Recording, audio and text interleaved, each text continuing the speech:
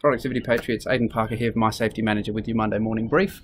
I'd like to touch on the fake tradie stuff and thank the Australian Liberal Party for making it so abundantly clear as to how poorly ingenuine consultation with the a trade-based workforce can be. Essentially, if you try and feign this interest, or this genuine approach, odds are on that you're going to come off second best. And the message that you're looking at getting across is lost and often repels people rather than actually draws them into the conversation. So if we look last week, it's this bloke that's sitting on a trestle, with a coffee cup and whatnot, trying to really demonstrate that, I'm one of the people, I'm one of you, this is what we've really got to be concerned about. That's not the way it was received. It really repelled the people that I was actually trying to draw in.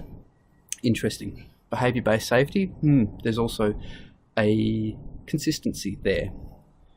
I've been to an innumerable amount of big five meetings and behaviour-based and stay safe and stop the job for safety and all this sort of stuff, where you've got a management team forcing this rhetoric down the workforce's throat.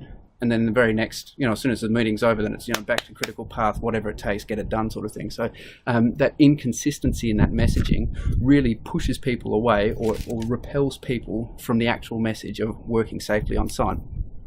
So how do we get around that? We're truthful, we're honest with the people that we're working with. Essentially, talking the truth. Why do we do safety in Australia the way that we do? It's twofold. There's a moral responsibility. No, I don't believe that anybody in Australia really wants to harm their workforce or think that it's acceptable for people to be harmed while they're at work. And secondly, there's a commercial reality. So what are these two? From an employer's point of view around safety, poor safety means no new work. If your incident frequency rate metrics go above a certain level, then you will disqualify yourself from a number of jobs, or your tender packaging will be less competitive to a company that can manage safety effectively. There's a reputation that goes with that as well. So if people perceive that you cannot manage a job safely, then they'll go with somebody else because price becomes less relevant, because people understand that the headaches that come with maybe a cheapish price but poorer safety, they understand in the long run they're going to actually pay for it more anyways. And then there's the workers' comp premiums. If you're injuring people a lot, then your workers' comp premiums will go up, and then so your fixed costs or your cost of doing business will go up, and as a result you'll become less competitive in a very competitive industry.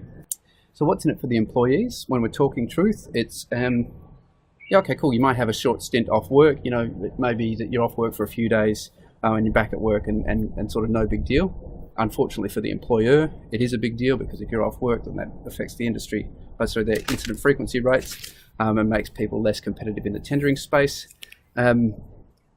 From the worker's point of view, I think it's best to talk to them about, the potential for longer term injury. Yes, you may just tweak your back and you think that it's not an issue, and you're happy to take that risk personally because you don't perceive that there's an issue, or you perceive that the production pressure is more important than that, or is worth that risk of working in a way that's not particularly ergonomically sound or unsafe, or whichever. And the other one is that there won't be new work. If the company that you're working for isn't competitive because they've got higher premiums, poorer incident statistics, and a poorer reputation, then that means you won't be working as much anymore, which is an issue for you. So this is where it comes back to the employee.